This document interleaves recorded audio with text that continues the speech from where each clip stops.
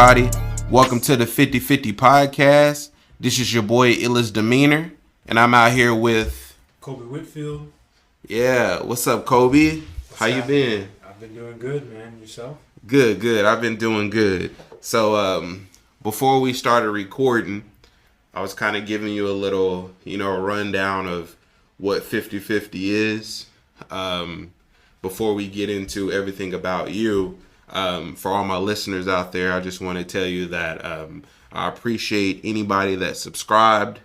I appreciate anybody that's actually took the time to listen to any of our episodes on YouTube. For any of the new listeners that's out there, right now it's just audio. We're working on getting video later on in the future. I'm going to start trying to post more content about 50/50 as far as video on my YouTube channel. My YouTube channel and my Instagram channel. My Instagram right now is ILLIEST DEMEANOR Official Music. And then the YouTube is 50/50 Podcast Fort Smith. So, you can go in there, type in 50/50 Podcast Fort Smith on YouTube. You can find our channel. And then if you're looking for me, my personal page on Instagram is ILLIEST DEMEANOR Official Music. But yeah, all right. So yeah, we're going to get into it with Colby Whitfield, man. So I want to start off by letting the listeners know how I first met you. Yep. This was probably what? 2017, probably. Okay, yeah, that sounds about right. So yeah, 2017. So that's probably 6-7 years ago. Yeah, that's about right. So that's when I was already doing music, but I started to take my music a little bit seriously as far as trying to invest into my career. I was trying to get my name out there, still am. Trying to get it out there to a wider audience, still am. And I seen you guys post something, I believe it was on Facebook at the time. It was Giacomoco. Yeah, so Giacomoco. So for the people that don't know about Giacomoco, even though it was 6-7 years ago, tell them what that was and how that started. So essentially, me and my good friend Jack Johns, we tried to start a record label back then. He was still in high school. I graduated high school a few years earlier, and we had made a promotional package around a local rapper we were friends with, and I would say locally we went viral on Facebook with like 15,000 views in like a week or so. I remember that. Yep. And it was pretty hot and stuff, and we met Shawn through the process, and he wanted to see if maybe we could add some of that same promotional spice for him and stuff. Yeah. But I think our interest from like the record label side got kind of split away because my partner was ready to go off to college and stuff by the time we were trying to make something happen, and I had some other business ventures going on, and we just never got to see the full potential we were looking for with it. Yeah. So I was definitely looking forward to it, but no hard feelings. You know what I mean with you guys.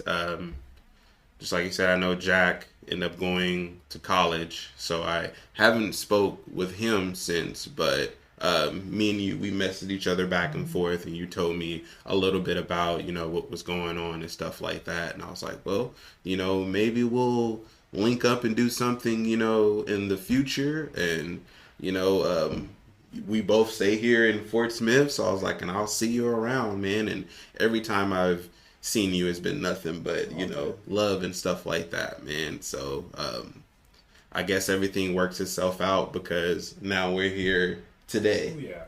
And I've supported anything you've had going along the way too. I think you're one of the most talented and dedicated to your craft guys around. So I still appreciate believe it. that. I appreciate it, man. I've had a couple of opportunities that's came my way. Some of them, weren't the best deals, but some of them were. My fan base is growing a little bit more. My numbers and stuff is getting up there a little bit more. So I'm happy with the way my career is going right now. Um, I'm just trying to get there to where I can make ends meet, to where I can do it full time and take care of my loved ones and family. I'm not there yet, but I'm still pushing to try to make it there. Hopefully something will pop off with maybe the podcast. But my true passion is music. But if music doesn't pop off, I'm still gonna keep pushing and try to find something else, man. So I'm always gonna have love for music no matter what. But sometimes you just gotta venture off to other things until something eventually pops off. Yeah. But anyway, enough about me, because Mr. Colby Whitfield, you are my guest today on the podcast.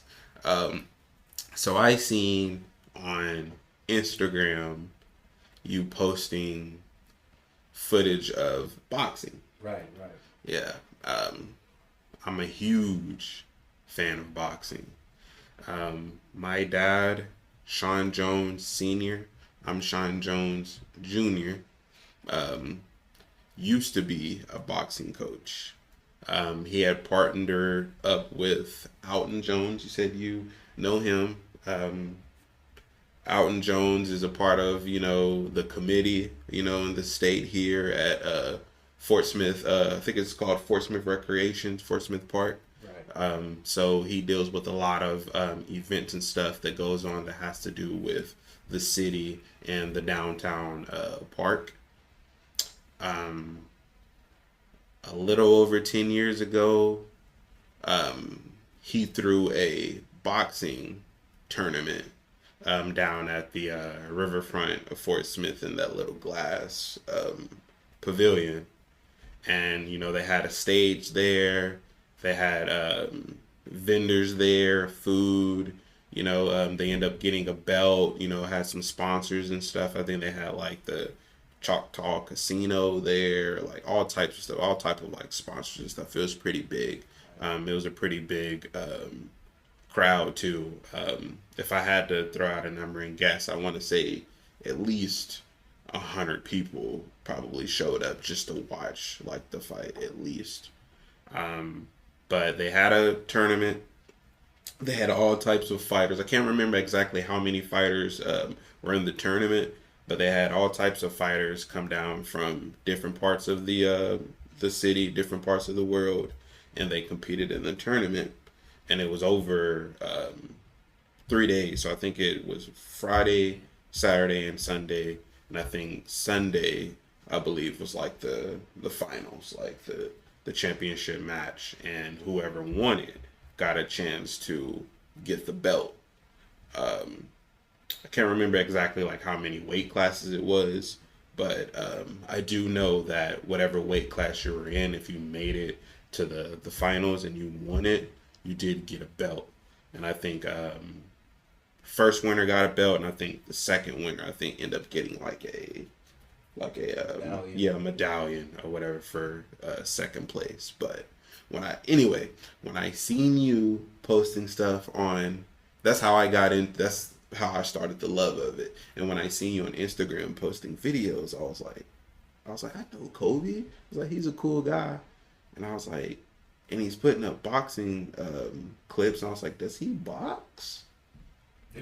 So tell me about that. Like, do you box, or what do you do? So I've trained as a boxer for the past 12 years now, and my uncle. Okay, I didn't know that. Yeah, so I've actually been doing this for a long time. Okay. What got me started with boxing specifically is my uncle. He was a professional fighter, Che Kennard Sr. Okay. And he's also a drill sergeant at the Air Force Base here in Fort Smith. They call him Big Sarge Kennard. Okay. And so I actually had another martial arts coach when I was much younger. His name's Eldon Hawkins. Okay. And he ran a gym off of Grand. I probably did that from like ages like 9 through 11 or so. Uh-huh. And that was, he's like an old school real deal black kickboxing coach. She was a 6th-degree black belt, and I Ooh. think when he was healthy, he was probably one of the baddest men I've ever met, but one of the Really? most humble guys. So from age 11 or so, after that, I Mm-hmm. had uh, a weird split in my life that happened. I had to kind of leave that behind. Mm-hmm. And then when I was 15, my dad died. Mm. And Condolences for that. right, Okay. my dad died, and I went about a year or so, and my mom was in contact with my uncle, saying like, "Hey, I'm not doing as good as I should be doing, Mm-hmm. not acting right, And she didn't want to see me go down the wrong path, so Mm-hmm. my uncle's like, "Hey, I'm taking you. You're gonna start training boxing." And Mm-hmm. I was like, I love martial arts in the past and stuff, so let me give this boxing stuff a try. And pretty much he dropped me in the grease with it at the time. He Drop ran me in the grease. right. I He like ran the that. gym out of the Lincoln Center on the Yeah, north side of okay. town. I Right. remember the Lincoln Center. All hmm right. I didn't know that. At the time, we had junior Olympic national champion in the gym. Okay. We had a couple other guys who were on their way to pro or regional Golden Gloves type of guys. A Yeah. lot of really slick boxers that I think they didn't get enough recognition in the city. Mm-hmm. They don't know about them. Mm-hmm. But we came up, and the training was tough there. I was probably the only guy around my uncle's size, so I got to spar with him Mm-hmm. quite a bit, and that That. really toughened me Yeah, I up. was gonna say that Because, the toughen you up. uh, Yeah. So piggyback off of all of that. Where how was your childhood? Was you a good kid, bad kid? so Like, cause, and the reason why I'm asking that is because when normally, not always, but normally, a kid getting into boxing or kickboxing, Muay Thai, Jiu-Jitsu, whatever it is, they are using that to help them, cope with something, or maybe they're getting in trouble a lot, it stops them from going to prison, maybe they're fighting at school all the time, you know right. what I mean? So a lot of them are like, man, that saved my life. I was doing this and this in the street. I found a gym and I just focused on the gym and it saved my life. I probably wouldn't be here if I didn't find boxing. So was that kind of like how you were? I could say I can relate to a lot of that. I had a really good upbringing a lot of the time, Mm-hmm. but I also saw a lot of things that I really probably shouldn't have seen Okay. in my coming up. My dad loved fighting, and he kind of always encouraged me to be like as mean as possible or this and that. So whenever I was in elementary school before I met Coach Elton, Mm-hmm. I love to fight. There was nothing more that I like to do. It's like we go on the playground, go out of the view of the teachers and everything, and it's like Royal Rumble Yeah. on like, and we got in trouble and stuff. But when I met Coach Elton, Yeah. he told me, he's like, you can either pick. He's like, I can teach you these martial arts, Mm-hmm. and you can do that here, or you can keep fighting at school, and you don't ever need to come back here because I'm not going to teach you these things, and then Yeah. you go use it in the wrong way. And Yep. ever since then, I never really got in an altercation except for like maybe a couple other times, and I did everything I could to avoid those situations. Yeah. Yeah. Because he taught me the best thing you can do is walk away from a fight, and I believe that. I Yes. don't advocate for street fighting, street violence, anything Mhm. like that. Martial arts for sport, and I think it definitely kept me on the right track and probably saved me from jail or getting hurt or Yeah. Yeah. Because I've heard that boxing, well, any combat sport, it's about discipline. yes, And it takes a bigger man to walk away from a street fight than actually getting into a fight in the streets.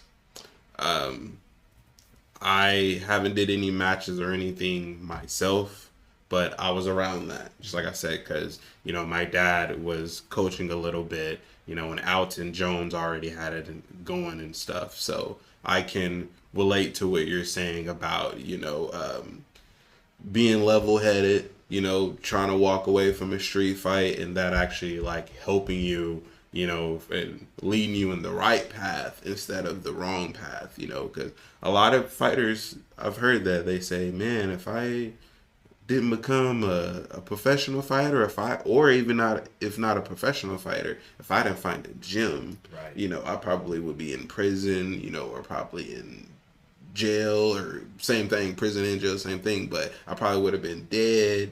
So yeah, I get you there, man. But so what are you doing now? Are you actually fighting, or are you a coach? So over the past, I'll say ever since 2020, since the start of 2023, I've tried to completely get away from entering myself into a fight or anything like that. Okay. And just So you've tried that in the past. So Oh, you've yeah, had yeah. matches and stuff. Oh man, what's your record? so I've had two exhibition matches. Okay. And those were when I was younger. Okay. Around the time probably I've been training with my uncle for about a year. Okay. My family, they didn't really want me to fight. Okay. And since my uncle was my coach, Yeah. there wasn't really much arguing that. But He he was was like, you know, we No, can yeah. have these matches on the exhibition, like still at the fights and everything. Yeah. But they didn't go on a record. They didn't get judged or anything like that. It Mhm. was 3 rounds. Mm-hmm. You know, it was a fight. Yeah. But yeah. It's not on record or anything like that. And It's then all good. It's all good. ever since then, I've entered myself in about 4 different matches. Mm-hmm. And every time, either the week of the fight or during like the weigh-ins, physical, something like that, the Mhm. opponent backs out. Really? So I think that's a side of the game that a lot of people don't see, is like you can make a lot of preparations for Yeah. the fight and be in the best shape, be ready to go, Yeah. but you got to have a dance partner, and the stars really have to align for these fights to happen. Yeah. Like even the big names, like, you know, say Tank Davis, Yep. Ryan Garcia, Yep. any of those guys. Yep. Everything has to go right for them to have a dance partner, and Mm-hmm. it makes it a little more guaranteed for those people because they have a contract and stuff. And with amateur boxing, there's nothing. There's only a verbal agreement between 2 coaches, you know. So you can say Gotcha. like, "Hey, we're going to be here to fight your guy," this and that. They show up and they pull out. It happens. How does that feel as a fighter, with you going through all the preparation, getting ready for the fight, and then you get that announcement that your partner backs out? Like, how does that feel?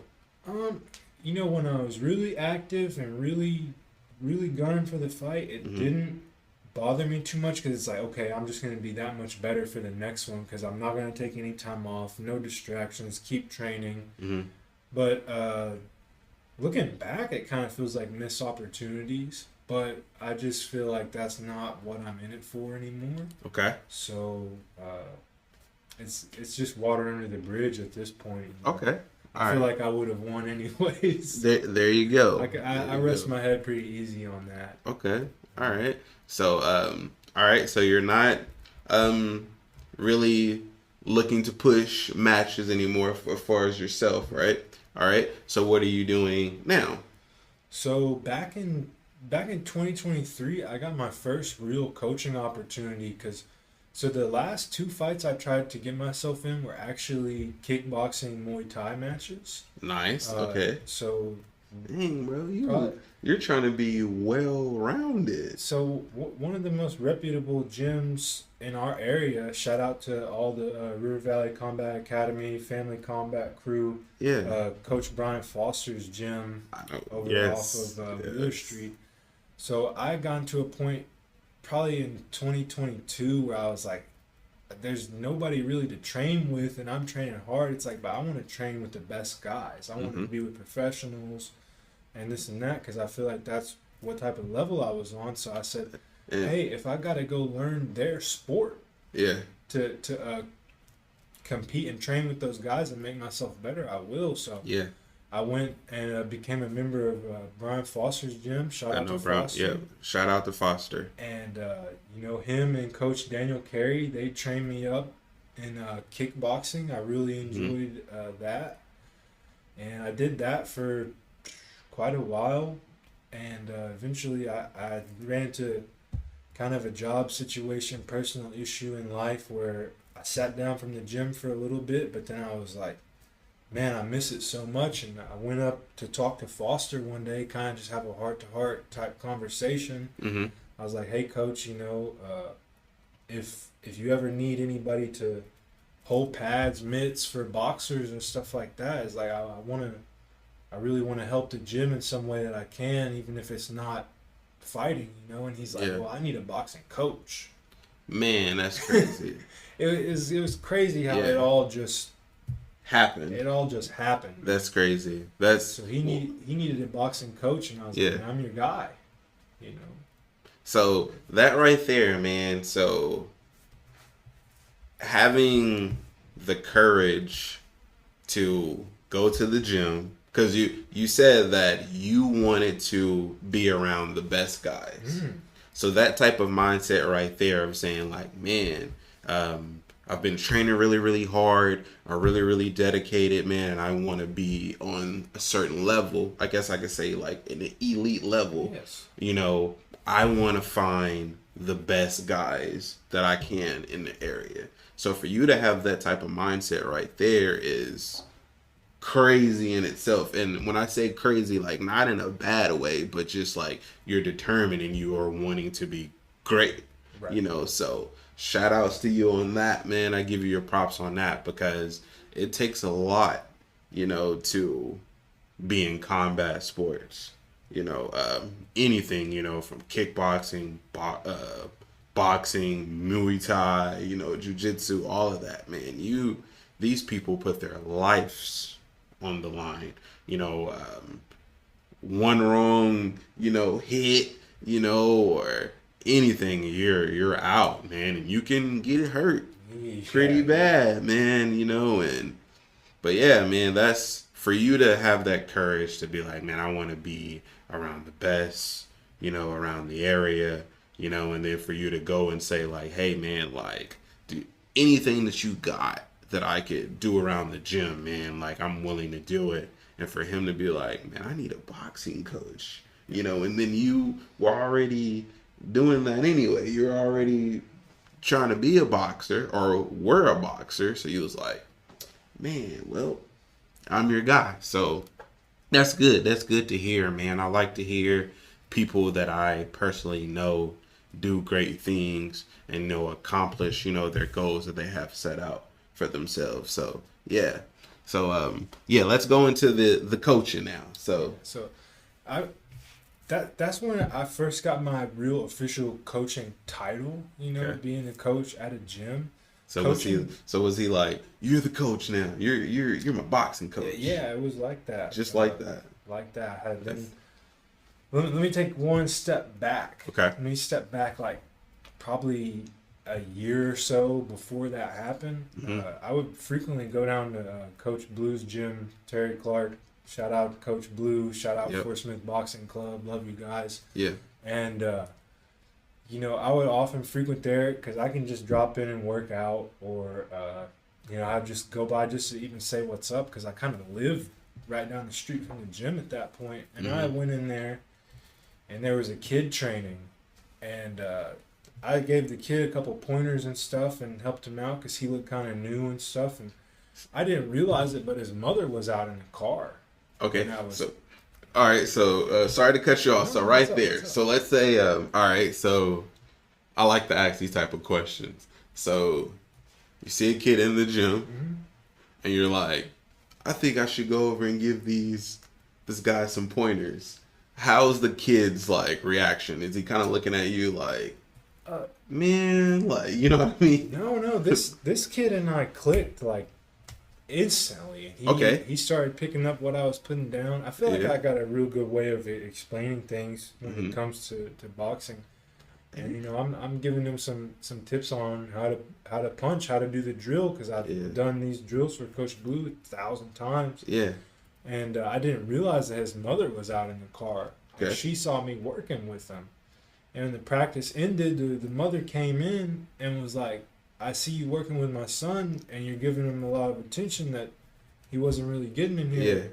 She's like, could I pay you for one-on-one lessons with my kid? And I'm just like, I never had something awesome, like that man. before, so I had to think it up real quick. And I was like, of course.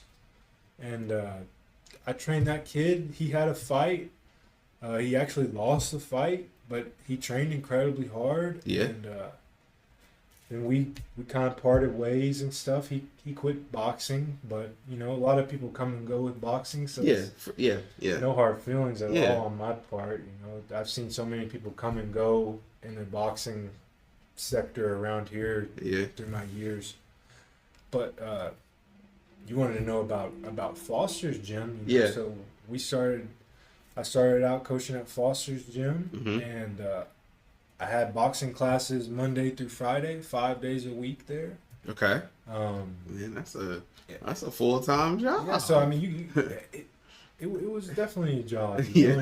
I put a whole lot of effort into it, because sometimes you'd be training 3 people. Sometimes I might be training 15 people there. Wow. That was one of the beautiful things about it, is because I could train one-on-one. At that point in time, I could train one-on-one with somebody all day long. I knew what to do. Yeah. But a class setting, I was like, how am I going to do this?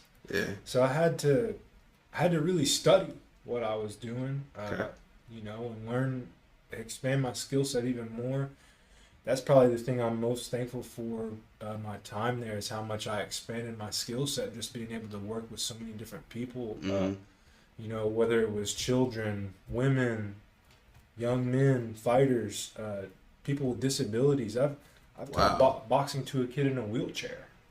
Wow. Okay. So, that's awesome though. Man. Those type of opportunities, it was an amazing thing. Mm-hmm. But then it came into, he's like, you're doing well on the boxing. I want you to start teaching some Muay Thai here and there. So then we start doing 3 days of boxing, 2 days of Muay Thai. Okay. And that, sorry to cut you off. So let's go back to so you had already said your upbringing, as a kid, was boxing. Were you doing Muay Thai too? So my first upbringing as a kid was like, I don't even know what sort of flavor you call it. It was like classic kickboxing. Okay. But the Coach Elton, he called it mixed martial arts. Yeah. And I think it was before, UFC was really popular. So we didn't do wrestling. Okay. Yeah. But any type of striking, martial art, he taught us a little bit of all of it. Okay. So it was punches, kicks, elbows, knees. So did that kind of help you when you started going into the Muay Thai, where you're like, well, I already know how to... That helped me when I started training Muay Thai, because that's what I went to Foster's gym originally for, was to go there and train that. And honestly, I had some muscle memory left over from it, but I forgot a lot of it. It was Coach Daniel Carey, shout out Coach DC. Yeah, he really taught me everything when it came to the Muay Thai world, and Foster showed me some great things while I was coaching it. But Coach DC, and he's one of the coaches at Foster's gym, he taught me pretty much everything when it came to Muay Thai and kicks. And he's a Muay Thai champion. He's got belts and so. And he's a professional mixed martial artist.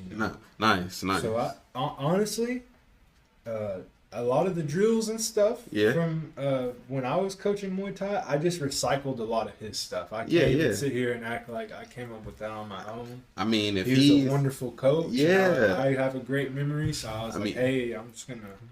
I understand that. I mean, if he's a champion, he's that's how I would see it. Like if kickboxing coach or Muay Thai coach or whatever that used to be a champion is giving me some pointers, right, I'm gonna be like, hey man, obviously it worked for you, so let me pay attention and and take notes, and memorize the stuff in my head, because I mean it worked for you, so hopefully it could work for me. So yeah, I understand that, man.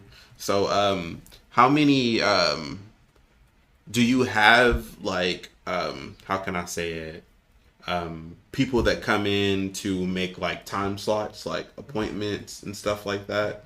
How many fighters do you coach? So currently, I've got about 10 people at the HQ boxing gym. That's me and my strength and conditioning coach Christian Case. Okay. So we've built our own gym. And where's that at? So we're located in River Valley Fitness at the mall. It's in the old Sears building. Okay. But I know where that is. So we've got our own gym within the gym, and it's in the old Sears warehouse. Okay. So like there's this place where they used to store like appliances, refrigerators, Yeah. and it's kind of like a caged in room area. Yeah. Okay. And so I've built a whole boxing ring in there out of wood and rope and stuff. Like it's all, you got a cage full of bags and stuff. Whole lot of training equipment, large investment. So you in there. You're really trying to, get this stuff going. I know it's already going, but man, props to you on that, man. Like it takes a lot, to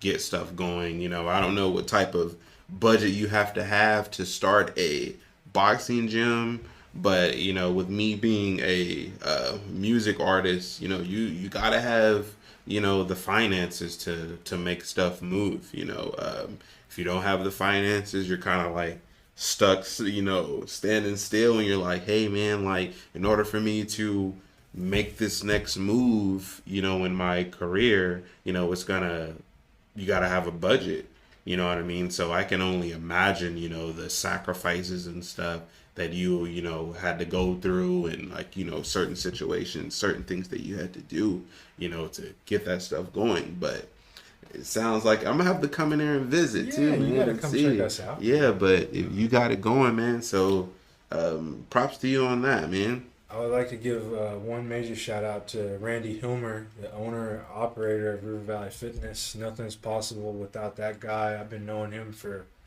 at least 10 years now. I used to go to his gym when it was across the street from Creekmore. Yeah, okay. And, he's rocked with me all along the way across all these years. And, we went and asked him for a place to build our gym, and we asked for like this real tiny room, probably not a whole lot bigger than this. Okay, to get the gym started. And I was like, listen, there's going to be about 6 inches on each wall left over once we put the ring in there. And he's like, no. Come check out. I got something better for you.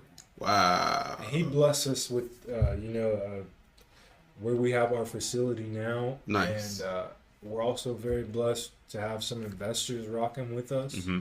And we're blessed for the clientele, the fighters, everybody who supports and comes out and trains with us, because they make it all happen. We do it for them, but they make it happen for us as well. For sure. So if you can explain the process a little bit. So guy comes into the gym and he's like, I want to learn how to box. Right? Is that usually what they'll do? They'll just say, I want to learn how to box. And then I'm assuming someone says, oh, okay, you want to box? Head right over there. Right? And they kind of, I don't know. And they kind of point you over there, and you're like, and then what do you do after that? Yeah, so the gym is totally hidden. Like, I think some people probably go to River, and it's like this on purpose. Okay. Coach Willie Coleman, shout out to him. He's the godfather. I know Willie. Yeah, man. He's the godfather around here, man. Man, if you're doing boxing, you definitely know Willie, for sure. If you don't know Willie, you need to know who Willie is, just so you can pay your homage to him, if nothing else. Man, he's been we've got a plaque on the ring. We dedicated our boxing ring to Willie. Yeah. Because we want to give him his flowers while he's here. Yes. Show our love to him. Yes. And, shout out to Willie. But Willie always, so when we used to train, he's funny at the old gym, mm-hmm. Because Willie trained professionals, he trained national level amateur guys, all of this, and I was so thankful to be trained by him too at the time.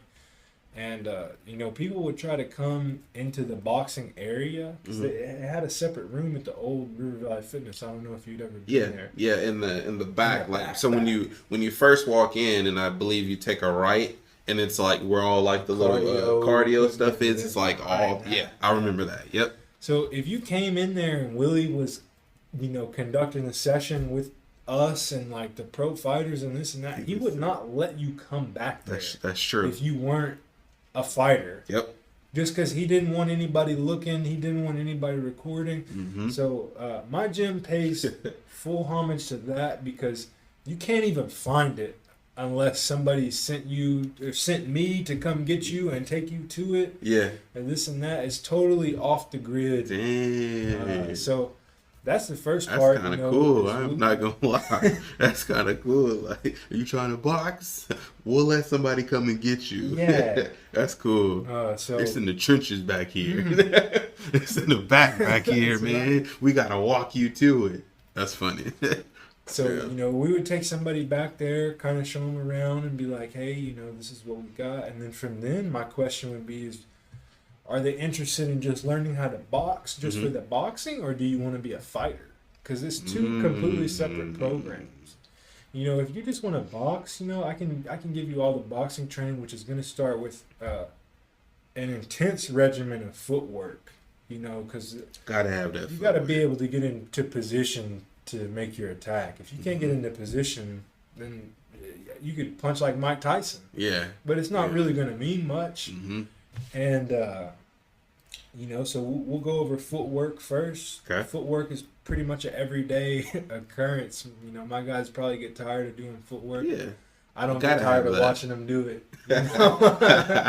Because I know it'll pay off in the end. Yeah, for sure. But yeah, if you're just getting boxing training from there, it would just be like, I'm going to show you back work drills, go pad drills, working on the jab a lot.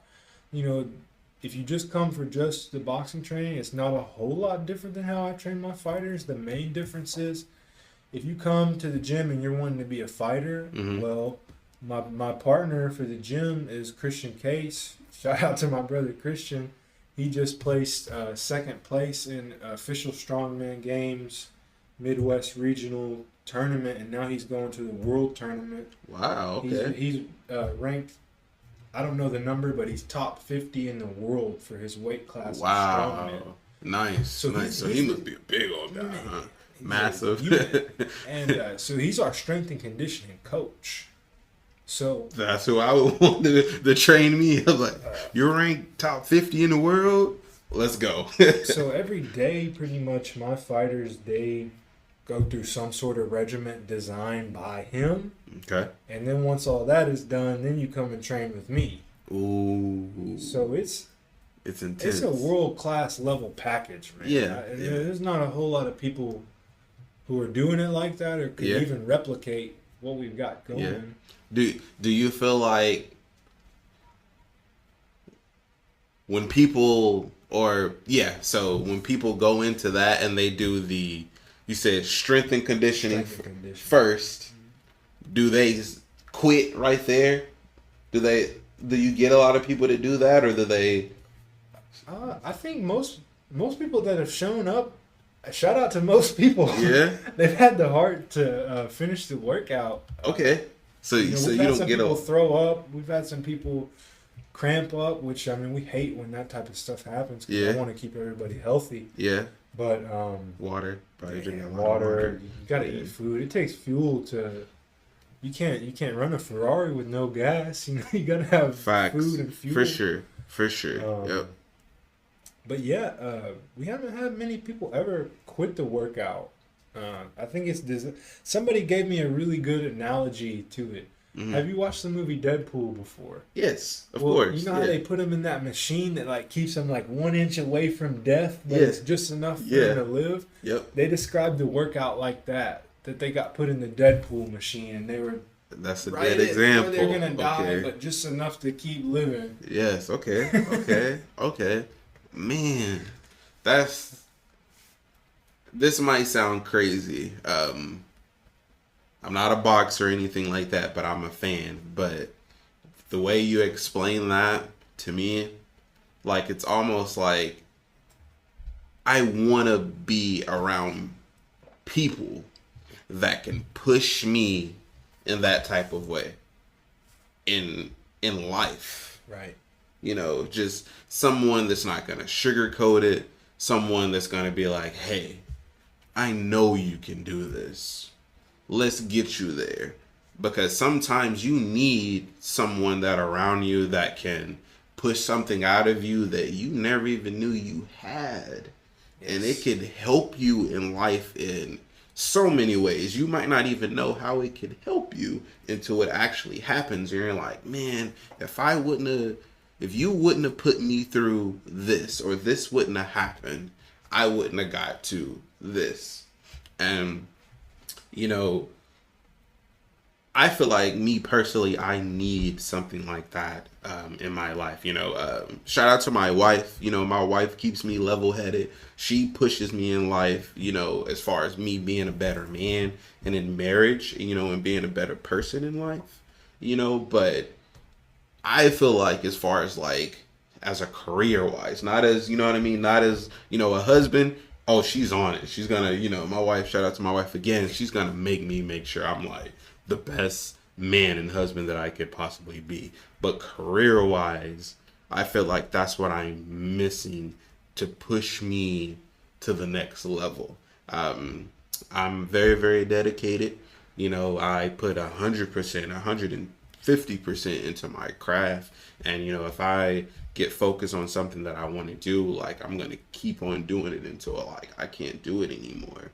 But, like, I feel like I'm missing something. I don't know what it is, but the way you explain that, you know, that analogy about, you know, the Deadpool thing, like, pushing you all the way to a point where, like, you're about to give up, you know, you're about to die or whatever, but you don't. Like, I feel like I need, like, somebody around me to be like, what do you want to do in life? All right, do you really, really want to do it? Well, we're going to take you through there and see if you really, really want to do it. And I haven't got there yet, bro. Like, I haven't. And it doesn't even necessarily, just like I said, I want to do music. Like, I love music, but it doesn't even necessarily have to be music. Like, I just feel like something can happen in life to push me to the next level in life, you know. I'm missing that, bro. I am. You know, I think that's one of the most beautiful. I love that you went down this path with it. Because that's one of the most beautiful things you can say.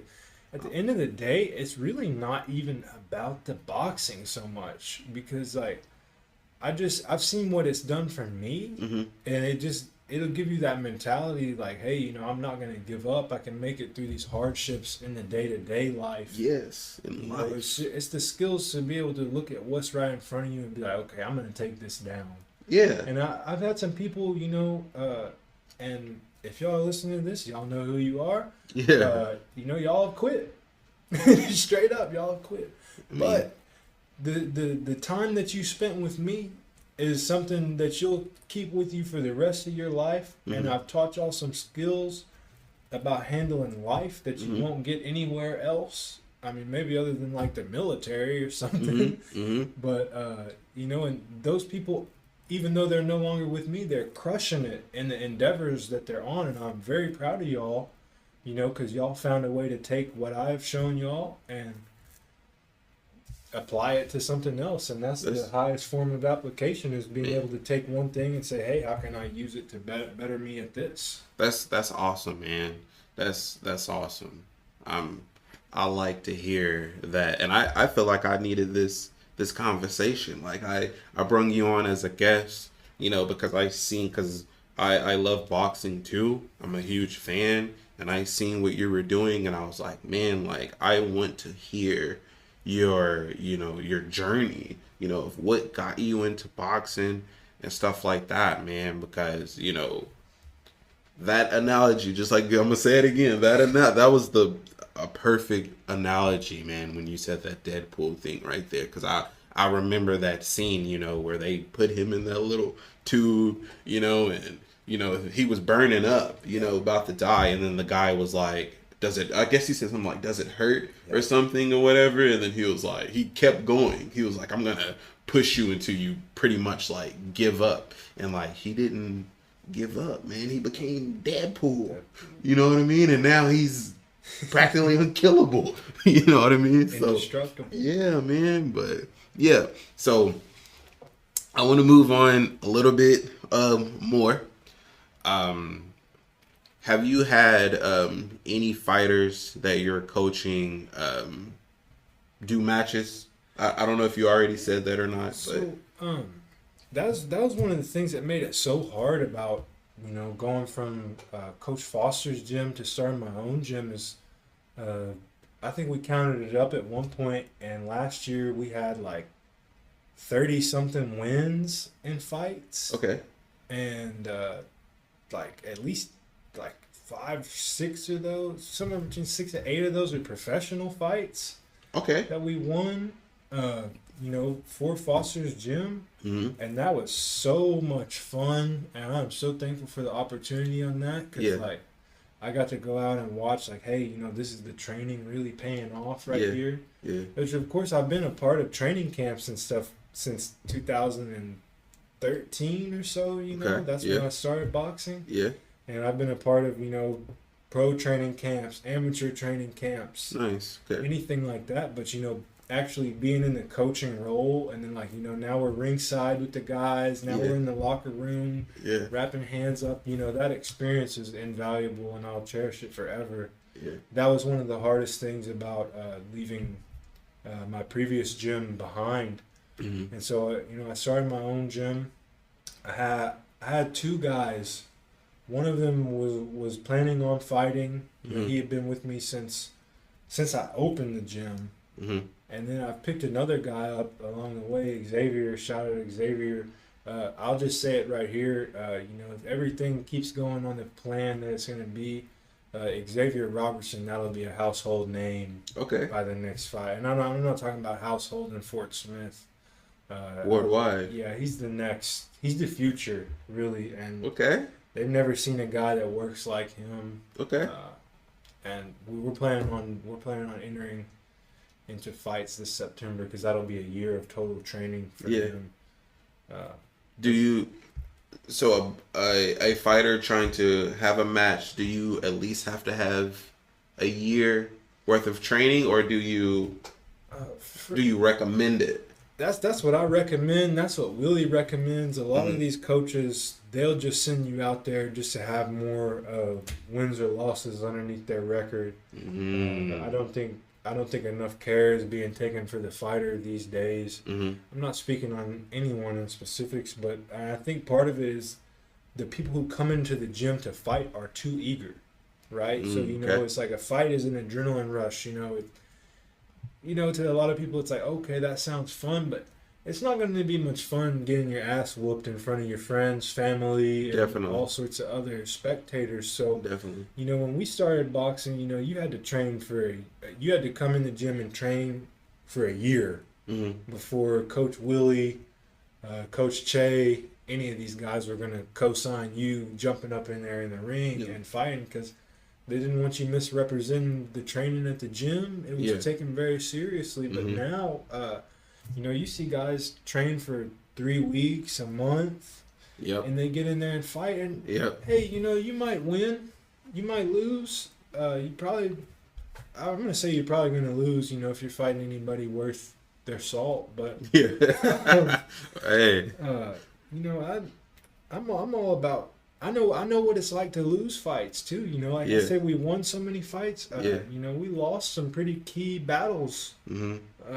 And just over the years, I've been with people who lost key battles. That's not a fun feeling, man. You go back to the locker room and you watch the other camp. There's the other team. You know, they're all celebrating. And stuff. Maybe they're walking around with your belt on their shoulder and stuff, man. I don't like that feeling. What does that? So speaking of that, does that make you feel sad or angry or motivated? Like, how does that make you feel? I don't think you can lose without you know, kind of questioning what regardless of what happens, Mhm. I don't think you can lose without questioning the process. Like, hey, where did we go? Is there something we should have done a little bit Yeah. differently? This and Yeah. that. But the number one thing a loss would say to me is, we get back in the gym and we go back to work. Back to the drawing board. Back to the Yeah. drawing board. Yeah. And Yep. in my experience, it's like, if you could beat me in a fight, you could beat me in sparring or whatever, the only thing that's going to be on my mind is going back to the gym, for one, Mhm. and going into like insanity mode, and two, when do you want to do that again? Because I'm coming back for some revenge. Yes. That's just the way I am. That's Yep. the way I was Yep. taught and brought up. And Yep. some of those things you can't teach to everybody. Yeah. Oh yeah. Um, So I got some notes here, man, that I wrote down on some questions that I want to ask. Let me see.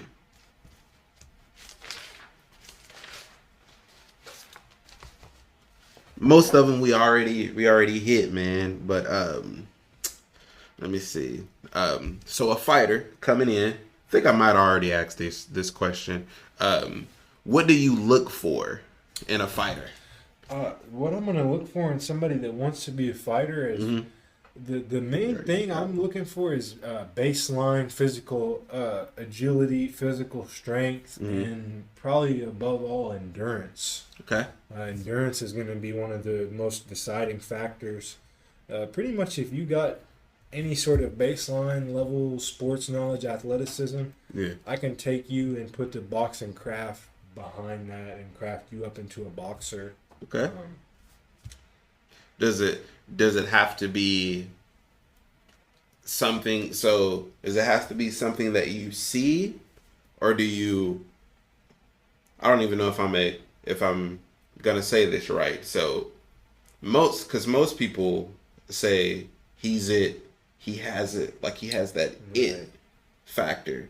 So if he has that it factor, like what do you see in a boxer to where you'd be like, man, he's the one? Like you said, what's the guy, Xavier Roberts. So what makes you think when you're like, he's gonna be a household name, not even in the city? Pretty much what passes the eye test on something like that for me. For me to give somebody that sort of cosign, I'm gonna have to spend a little bit of time around them.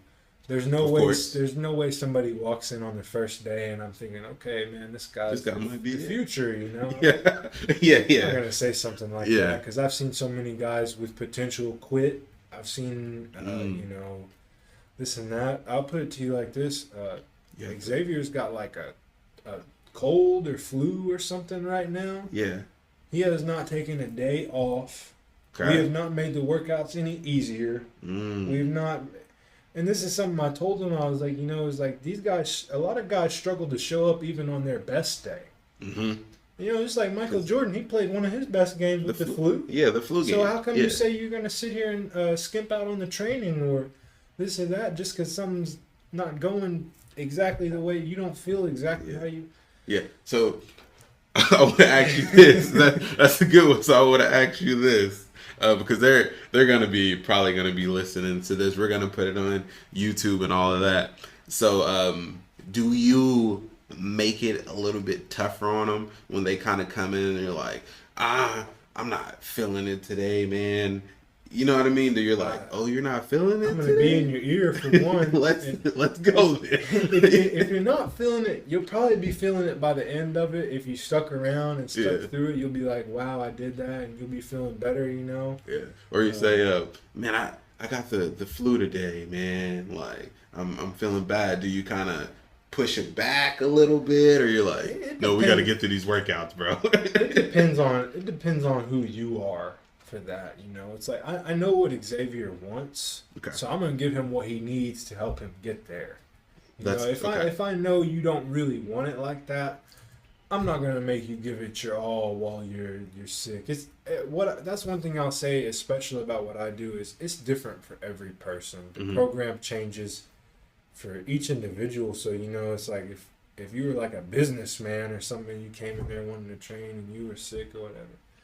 go get your rest. You know? I got you. If you want to be the next Gervonta or you know whatever, I'm gonna make you do what somebody like Gervonta would do. Okay. I like that. It's not gonna be. It's not always gonna be what you want. Okay. Some days you'll be looking for a comfort, and it's like, hey, we're stepping all the way out of your comfort zone for the next 4 hours. Okay. You know? Okay. So speaking of Gervonta Tank Davis, shout out to Gervonta Tank Davis, man. Like that's my favorite fighter right now. I'll say one of them. He's one of my favorite fighters right now. Like he's a beast, man. Intelligent. Intelligent. The power that he has, like knockout power, like any punch, you have to be on the lookout for any punch.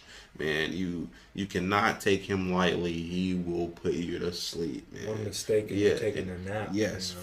for sure. But yeah, have you seen out there on social media and on the news and stuff, do you know Shakur? Oh yeah, I watched Shakur's fight on Saturday night against Hartunian. Yeah, I think that's how you pronounce it. Sorry, Hartunian. Yeah. So Shakur, I seen a post. It's been floating around on social media and stuff. They call Shakur a born fighter. That's what the media is saying. Have you seen that? Oh yeah. Yeah. He responded back. Then I seen a post where he responded back and he says he has to be put in the ring with somebody that's going to test him. Yeah, to bring that out of him. And then he called out Tank. What do you think? My opinion on that. Let me take 2 points on this. Let me talk about Shakur just for a second, and this is just about boxing in general. Okay. You know, people call Shakur a boring fighter, and I would say, are those people really a true boxing? I would say not a fan, but somebody who really examines and dissects the game. Yeah. Because it's not about getting hit. Yeah. You know? So, Floyd. Yeah, it's like Floyd, and like you see guys like Floyd and like Shakur will be one day, they'll walk away from boxing with all their health still. You know? I think a lot of people watch on TV and stuff and they get it, they see, man, I think I could get in there and do that or this and that, but it's like somebody's really in there trying to hurt you. Yes. And that's real and it does hurt. And all that is painful. I think Shakur can take a lick even. He chooses not to. Yeah. Some people will say that's less entertaining, but I say when you get to talking like that, I just wonder how much do you really know about this. And I will say to go into the next point about him versus Tank. I think Tank wins absolutely. I do too. I don't think Shakur has enough power to make Tank respect him and, you know, keep him at the end. I think Shakur is going to try to throw those long punches backing up, and because of Tank's explosive ability, he's going to slip underneath that and come up with an uppercut or something like he did to Mario Barrios. Yeah, he does it time and time again. Another guy who was a little bit bigger and longer than Tank, you know? Yeah. Tank for sure. I'm going with Tank. Shakur, you my boy, but if you're saying Tank or you, I gotta go with my boy Tank. All right. Well, go ahead. Yeah, one more thing about Tank Davis as well. You know, people love watching knockouts. That's why people love Mike Tyson so much and this and that. But one thing I think that casuals miss with Tank even is his fundamental knowledge, his basics, all of that, his footwork, his stance, impeccable. For sure. At all times. For sure. You never see him disrupt those things. There's nobody that's caught him off guard so badly that he's broke his stance or his base. Yes. At all times, feet wide, shoulder back, you know, ready to react. He spends time working on the fundamentals, and to everybody out there that watches boxing, and you see these flashy moments and stuff, but it's like you got to work on the basic fundamentals to put yourself into those moments. Okay. to get you up to that point for the big hit, the big knockout. Yeah, because those moments aren't at round one for him. It's later in the fight. Yep. But he's got to stick to doing what he does, even when he's tired, even when he's a little bit fatigued. Okay, now that guy's a little more fatigued. He makes that mistake. He fights like a cobra. Yes, because he's even said it in his interviews after the fight, where they're like, you know how the person that's in the ring, I guess he's like the interviewer, and I guess that's what you call it, or whatever. And they're like, what did you do to set up that big right hand or that big uppercut or whatever it was, man?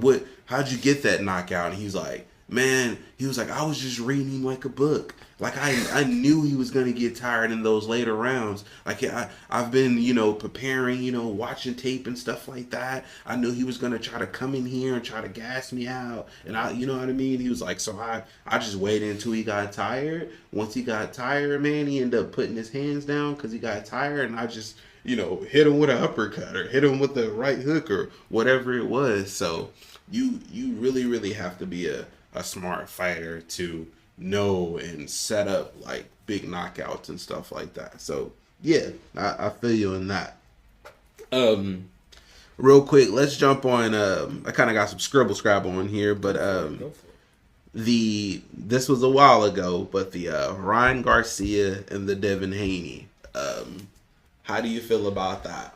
So let me start it off with this. A lot of people are upset about the no contest. Listen, I was telling people, like the day or two after the fight, it's going to be a no contest. I've had enough personal experience with athletic commissions. Yeah. Enough interaction with those type of things. I know how they operate.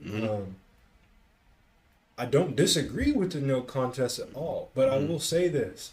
Devin Haney lost the fight fair and square. Yeah. It's a no contest now because he missed weight and the drugs are in the system. Yeah, man. And here's something I think a lot of people, they'll say, oh, well, 2 pounds, that's nothing. 2 pounds is a lot. 2 pounds is a lot. It is. Because you gotta think, what's he gonna have to do to lose those 2 pounds? It's not going for a run or something. He's gonna have to sit in a sauna for hours, or maybe an hour or two, or something to push himself into an extreme state of dehydration. And what people who are not fighters, not coaches, this and that, they don't understand. And it's a science that's came along with it. When you're losing those last few pounds of water weight, you're taking the water away from the membrane between your brain and the skull. And so you remove that water from the brain and the skull, and it is the last place of your body to reabsorb the water.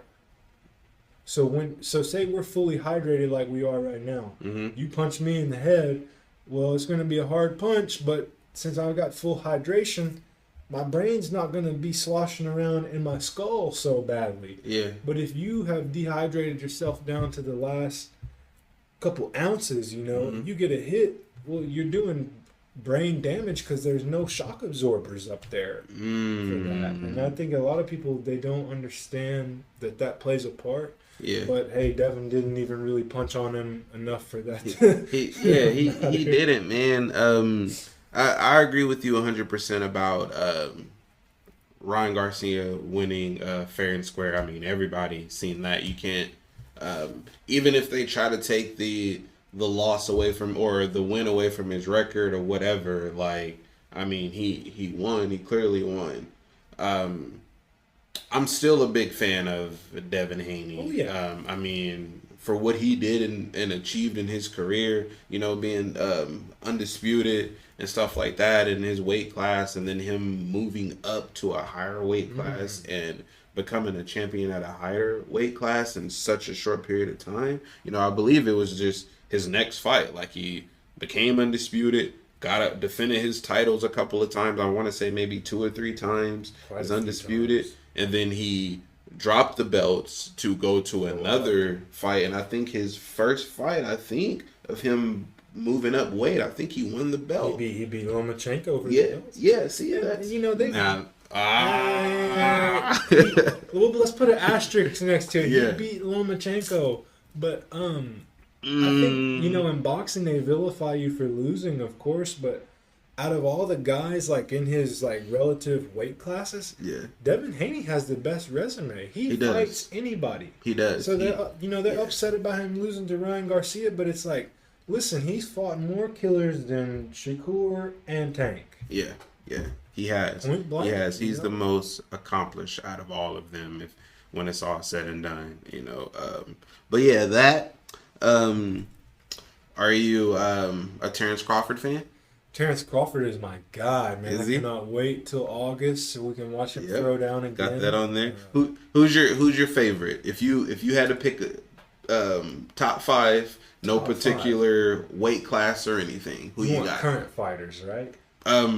Let's do current first. Yep, let's do current first. So I'm gonna have to put Usyk in my number 1 spot. Ooh. Alexander Usyk, that's the man. Okay. Telling everybody he's gonna start Tyson Fury. I was surprised for you to say that, but I'm surprised, but then I'm not surprised because he's a dog. And he's a guy that I try to fight like. A lot of my career I try to weigh in around 195 pounds. Yeah.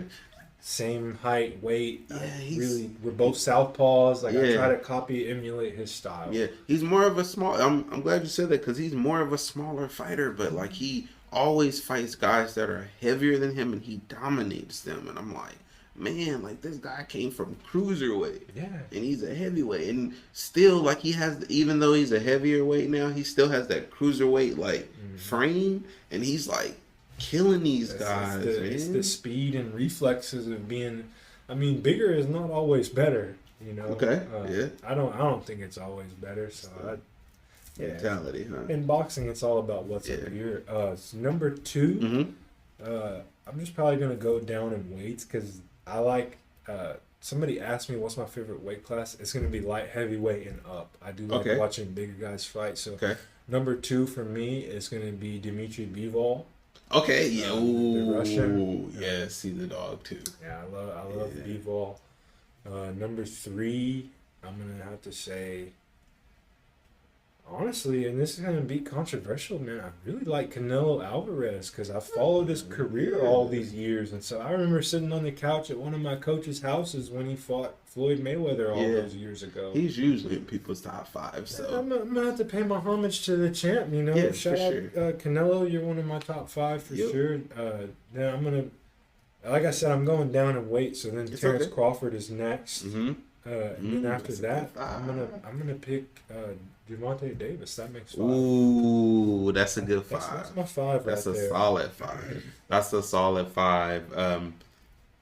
Any type of like experts or anything in boxing would say that that's a really, really good 5, man. I can't argue with that 5. I'll skip to all time. Okay. Let me just shout out a couple names out. My favorite fighter of all time, Tommy Hitman Hearns. Ooh, that's my number 1 guy right there. That's a surprise. I wasn't expecting you to say that, but okay, Tommy Hearns. So, people talk boxing. Let me tell you all this. Y'all want to get your IQ up, man. Start watching the black and white. Okay. Ezra Charles. That's another one of my favorites. Y'all probably don't know that name. I don't. I don't think I've heard of that one. I know Tommy Hearns, but who did you say? You said Ezra Charles. So he gave Rocky Marciano one of his toughest fights, and I'm talking black and white now. Yeah. Okay. 50s and back. I think a lot of the best fighters are in those eras. Okay.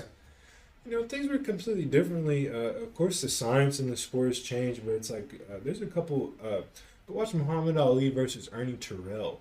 Okay. Ernie Terrell is constantly hitting Muhammad Ali in the back of the head. Now you see fighters get hit in the back of the head and they're immediately motioning for the referee. Yep. Muhammad Ali gets hit in the back of the head and he's just like, all right, let's keep going. Yep. Your turn, know.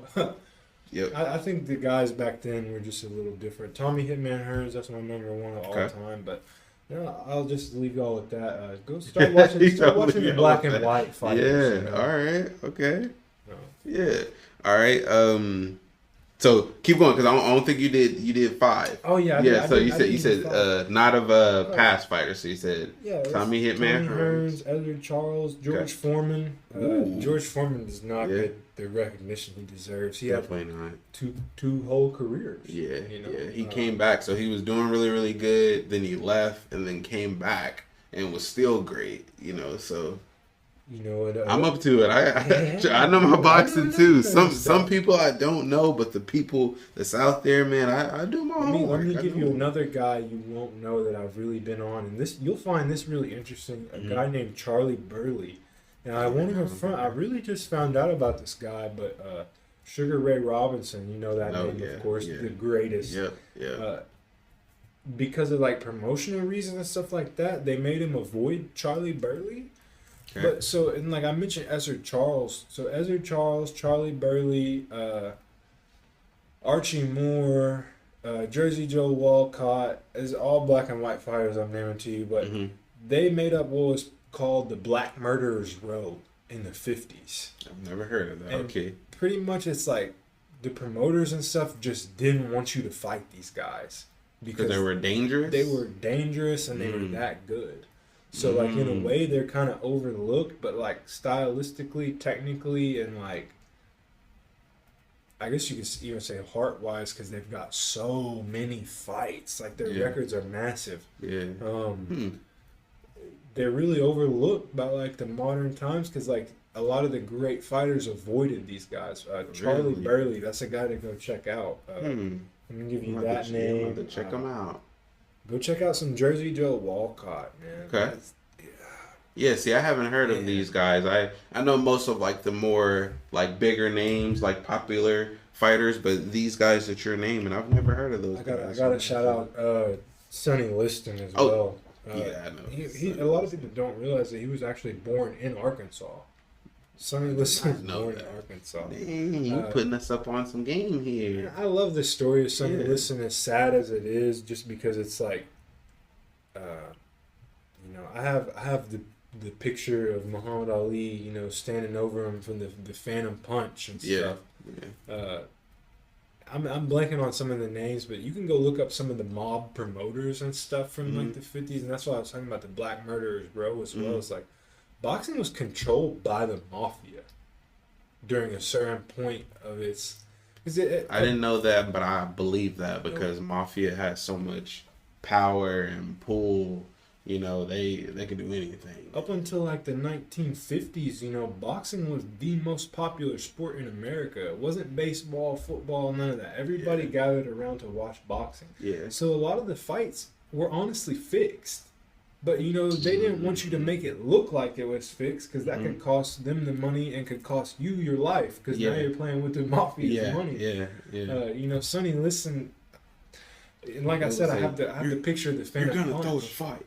Like, they would tell you, like, the other fighter, you're going to throw the fight. You're going to lose tonight. And they're like, no. They're like, you're going to lose tonight or you're going to die. And you're like. I've got a big portrait of the Phantom Punch.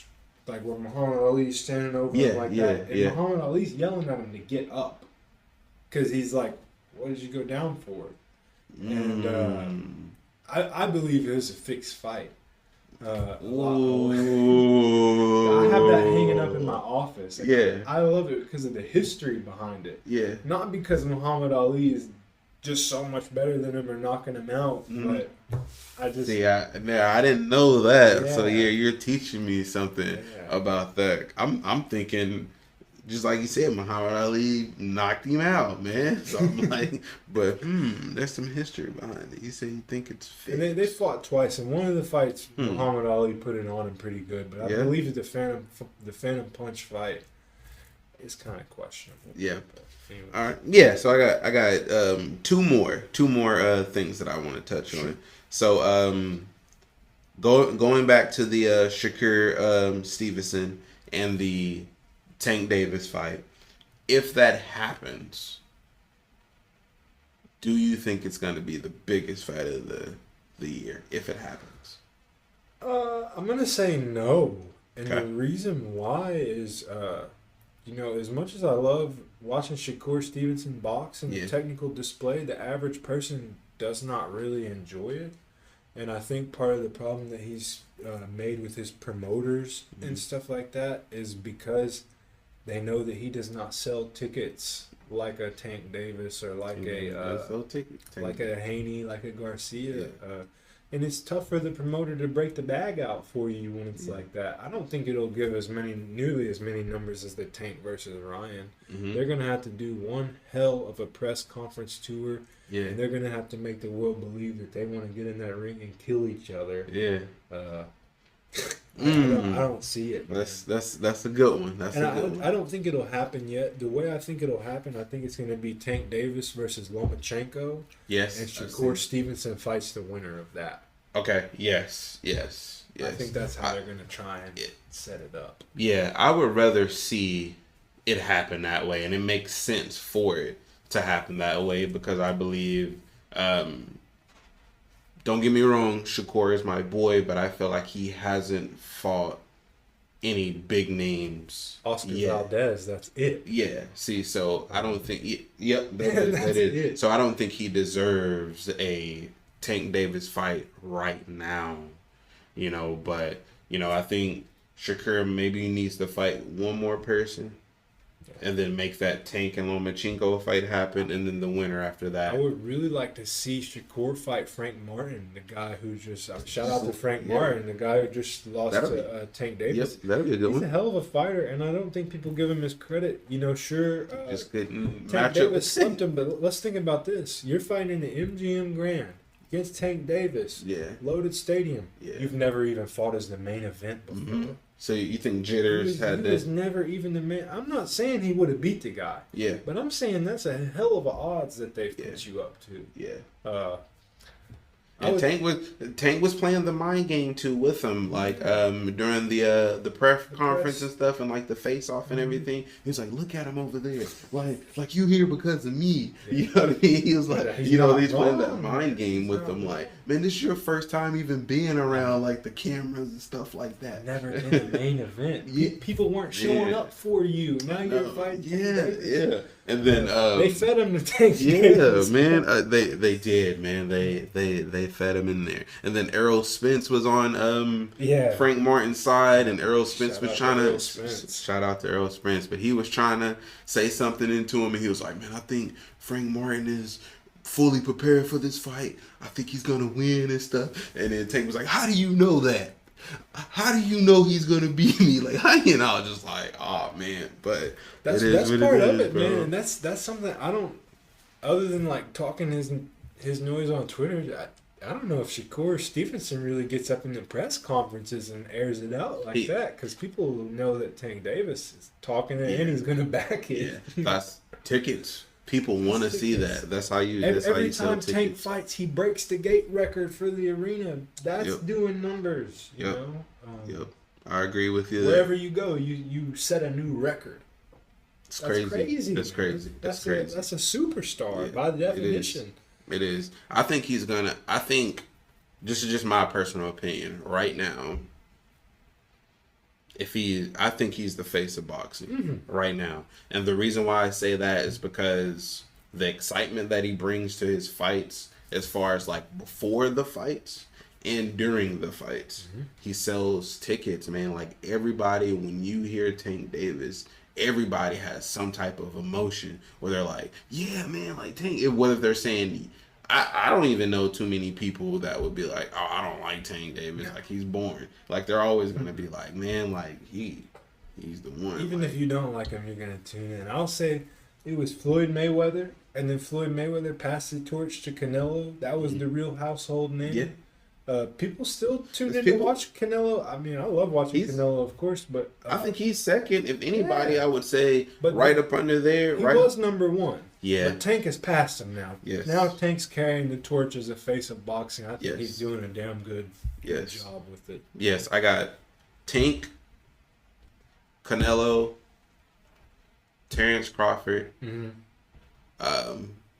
Usyk, and I gotta give this to my boy. He's lost like his last 3 fights. You probably already know what I'm gonna say, but I gotta give it to him, man. I gotta give it to him.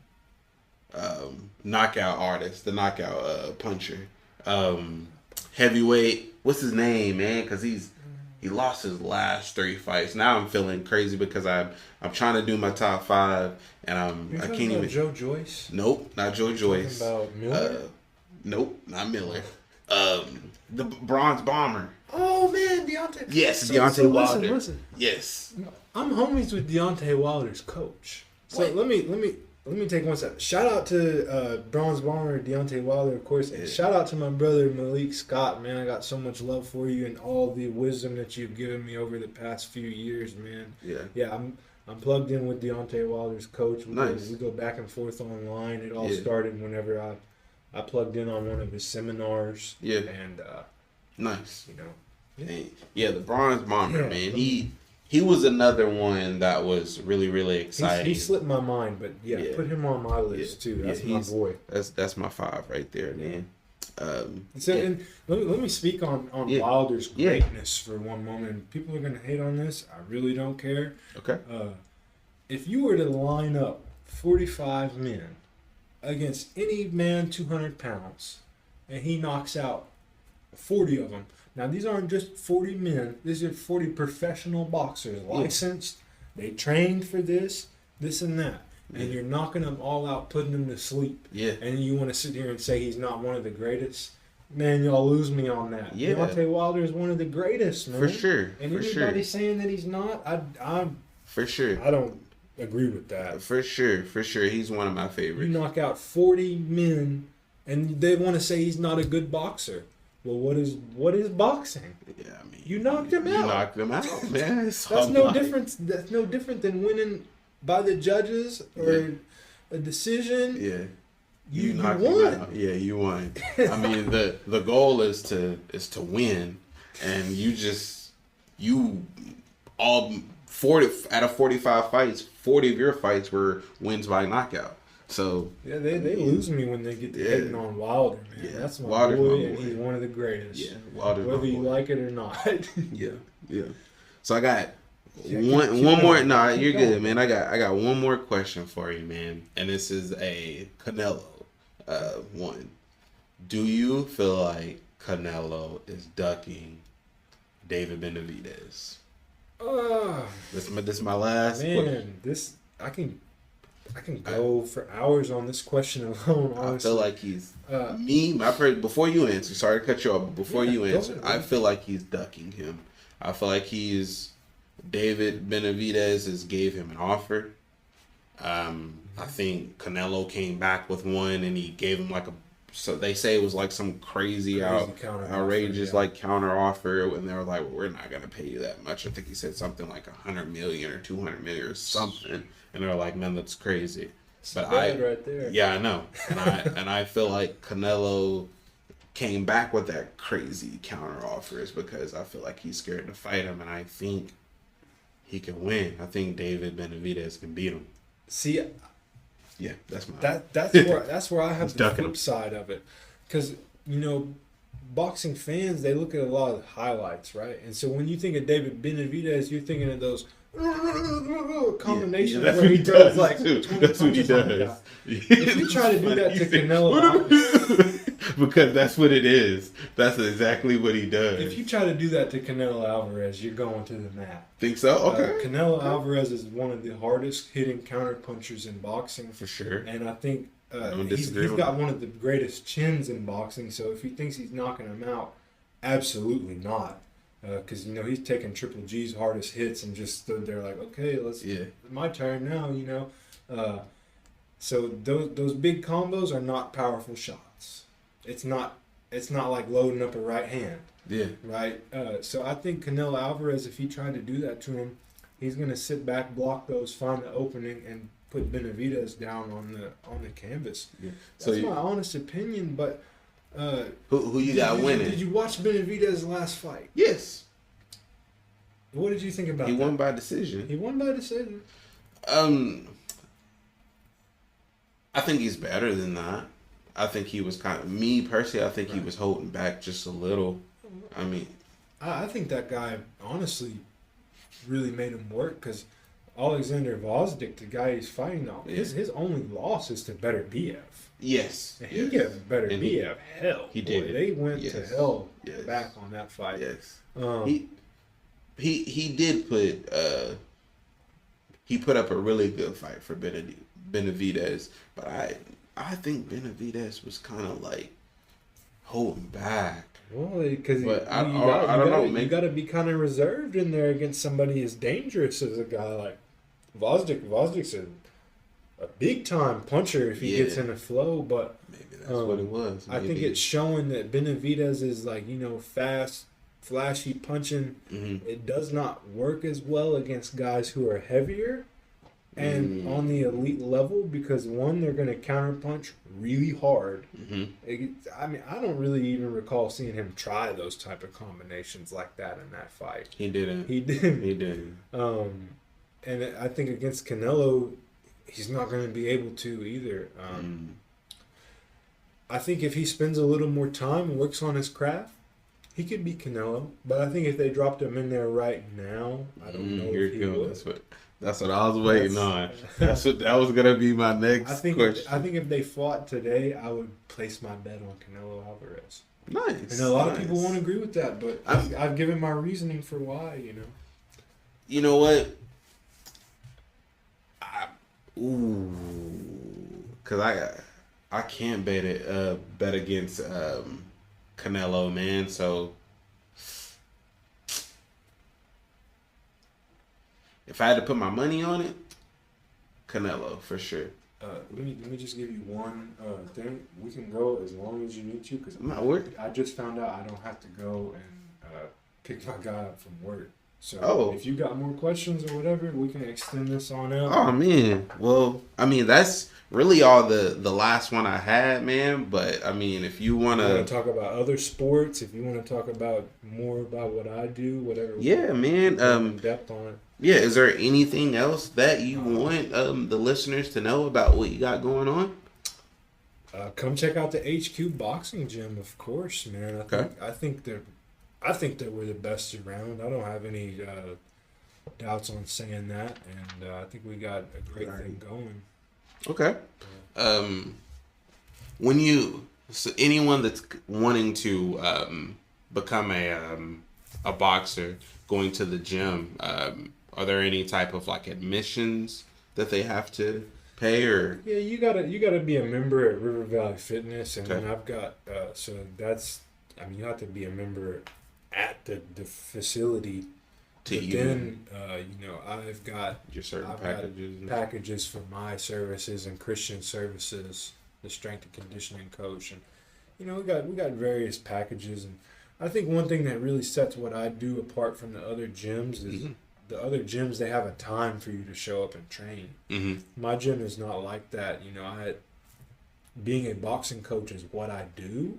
So I'm there. The gym is open all day long. You just got to book your training time, and we're there and we train. So you do this for a living. This is all I do. Shout out to Colby Whitfield here, man. Shout out, props to that, bro. Props to you on that, for sure, bro. For sure. You found something that you were really, really passionate about. Something you really, really love to do, and you do it for a living. Yeah. That's dope, bro.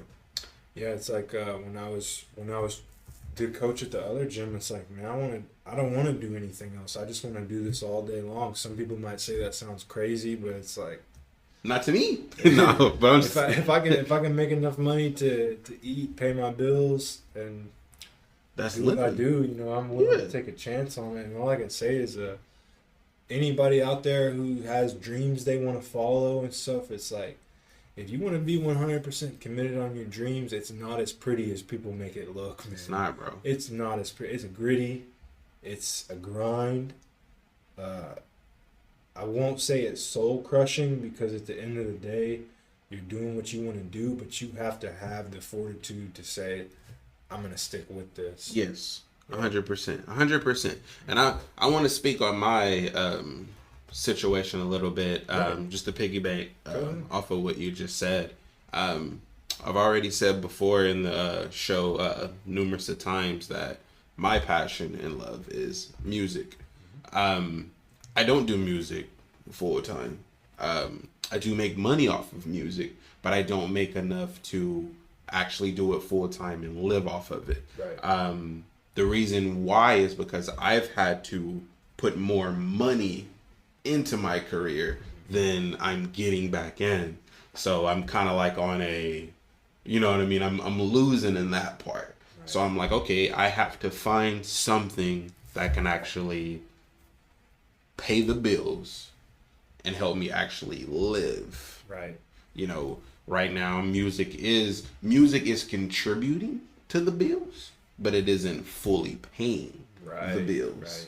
You know what I mean? So that's why I'm saying I'm really, really, really trying to find, you know, that time to where, or that opportunity to where I could be like, music is paying the bills, even if I'm not an artist.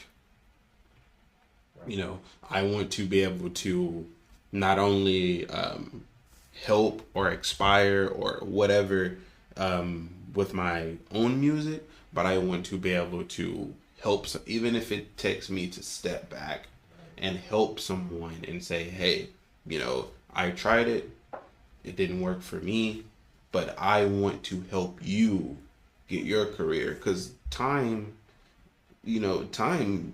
that keeps going. Yep. You know what I mean? It waits on no one. It just leaves you behind. It does, and I want to be contributing in the music business for something, whether if it's me being an artist, whether if it's me being a manager. I've done other couple of things where I've helped other people do certain stuff. I've got really, really good at graphic design, so I help people with graphic design as far as like album artwork, you know, for the albums or mixtapes, the singles or whatever. I'm dibbling and dabbling a little bit in animation videos. I released a single not too long ago, and someone did an animation video for me for that single, but I end up getting his information, and I was like, hey, I want to know how to do that. Right. Like, you know, so can you teach me how to do that? You know, and right, I've been kind of dibbling and dabbling in that. But yeah, man, props to you on being able to make a living off of something that you actually love and are passionate to do, man. Like, for real. Like, appreciate that. I mean that 100%, man. Yeah. You know, you're actually helping me, bro. Like, cause I'm when I hear stuff like that, like, it's motivation for me. Like, no lie, bro. No lie. You know, it's like ever since I started boxing, it's like I always thought about like, oh, one day I'm gonna have my own gym. Mm-hmm. You know, one day it'll be exactly how I want it. It's like being a tall guy as well. It's like you go to a lot of gyms and like the bags are too low or like too light for a heavy guy. It's like, no, it's gonna be exactly how I think it should be. Yeah. And it's just crazy how fast it all happened. Like when I look back, it's like sometimes I realize it's like, which I've really fixed this lately. I've been doing a lot of training for me, you know, but it's like, and part of it was being so busy just working the thing. It's like, man, I got my own gym now, like I always wanted, and it's like, I'm not even working out in here. Okay. So I was like, hold on, I gotta be in the trenches in here too. Yeah, for sure. Yeah, because I guess from the outside looking in, if I was training, I would want the coach that was coaching me to, not all the time, of course, but sometimes, like, be going through that stuff with me too. Yep. Like, if you're showing someone how to punch a bag or, you know, on the mitts or whatever, like, you know, you gotta know how to do it. You're a coach, so I would be like, show me, you know, and then you gotta ta ta ta ta ta ta ta. You know what I mean? Right. You know what I mean? Right. So I'd be like, oh, okay. You know what I mean? Because if it's a coach and you're trying to teach me something and I'm like, I'm not getting it down, like, you know what I mean? Like, you know, whatever it is, it's off. Like, show me. And you're like, well, I don't know how to show you, but I can tell you. You're kind of like, Oh no, that doesn't work. You know what I mean? You gotta show how it's done too. Yeah. In the boxing gym. That's man. That's good, man. That's Part good of to that hear. too is like I'm so huge on, I think one of the biggest things for anybody who wants to be a boxer, wants to be a coach, Yeah. or even just really wants to like boxing and appreciate it for what it is. Yeah. You gotta watch it, man. You gotta watch. Sure. So we got a TV in the gym, and anytime I'm training, people are training. Yeah. It's just fights on. You know, it's nothing but fights on. You know, people they'll do their drills and what I'm telling them to do, but in between rounds, you know, I get them. You know, watch this. Yeah. You know, and soak up as much of this as you can, because it's like, I know some people, you know, they're not going home and watching the fights like they should. Some people are. Some people, you know, they really are. You know, when I was training to fight, you're not watching TV. Mm-hmm. You're not watching whatever it is people watch. You know, reality TV shows or you just watch any of that. boxing. Yeah. You don't watch anything else. Because it's the fastest way to grow your IQ. Yeah. For boxing and watching it. Is it more of like a lifestyle? Like if you're wanting to be a professional boxer, you have to be all in. Yeah, like it's a lifestyle, right? It's a 24-hour event. If I would say, not even if you want to be a professional boxer, if you want to be any good at boxing, like eat, sleep, and yeah. You know, I can name personally. It's like this goes back to, like, you know, some people, they need boxing. I was one of those people that needed boxing. Boxing probably saved me. Okay. You know, it saved me when I was younger, but then it saved me a couple times along the way as well. Mm-hmm. You know, to where I'm at now, Mm-hmm. and I'm sure it will pick me up in the future as well. But I can point out a lot of times in my life where I woke up in the morning and I did not have anything to live for other than boxing. I would wake up and it's like, I don't have any other purpose but this, you know. And then you go and you roll out of bed, you don't brush your teeth, you don't take a shower, nothing like that. You go put your shoes on, your jacket on because it's cold outside, and you go run your 3 or 5 miles or whatever, and then go do whatever else you got to do for the day, and then you go and you train in the evening. You know? And it's like those moments of the day where it was about boxing, that's the only thing that kept me going. You know? Otherwise, it was like, what am I here for? Yeah. And being in the coaching role, it's like, I love being able to be that for other people. You know, it's not even about me. It's like, it's about you know, what you get to do for others. And there's days since I've been in the coaching role, it's like, you know, maybe I'm not having the greatest day, but then like a trainee or something comes in and, you know, they talk about their day or whatever, and it's like, okay, I know we can put this training on them. It's going to make them feel better. Yeah. And that's all. It's all so worth it in the end to me, you know. It's crazy from me seeing it. Of course, I'm not a boxer, but I've seen like in the background of like what fighters go through. I haven't went through it personally, but I see what they go through. So it's a little bit different for me because you said like you have to watch it. So me watching it, I'm already like, man, like that person had to cut weight, or that person gained weight, or man, that person lost. But I'm like, but did he really lose though? Boxing's a dirty game. You know what I mean? I'm like, did he lose though? Like, even if he lost on the scorecards, or he got knocked out, me personally, I'm like, but the stuff that he went through to prepare for that fight, life, training, all that, I'm like, yeah, you're gonna, and you said it earlier in the show too, but going through that stuff, man, like, I don't know. It's of course you want to win. Like you want to win, and when you lose, yeah, you're kind of like, man, Like, dang. But then you gotta be like, this is just me from the outside looking in. I'm like, man, you just gotta keep pushing. Cause like, yeah, you lost, but you gotta keep pushing, man. Go back to the drawing boards, just like how you said. Go back to the drawing boards, man, and just try to perfect your craft and work on something that you did that you felt like you could have done to win. You know what I mean? And I see that too. And I'm not even a boxer, bro.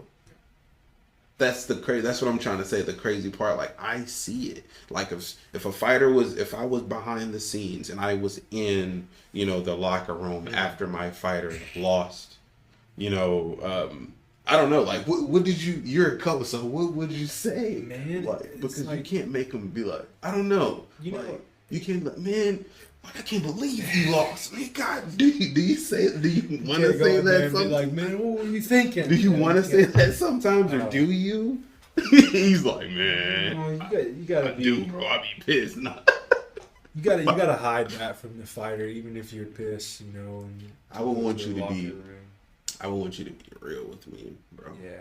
I would want you to be like, Coach, what do you think happened, man? I lost, man. Like, keep it real with me. Are you mad at me because I lost?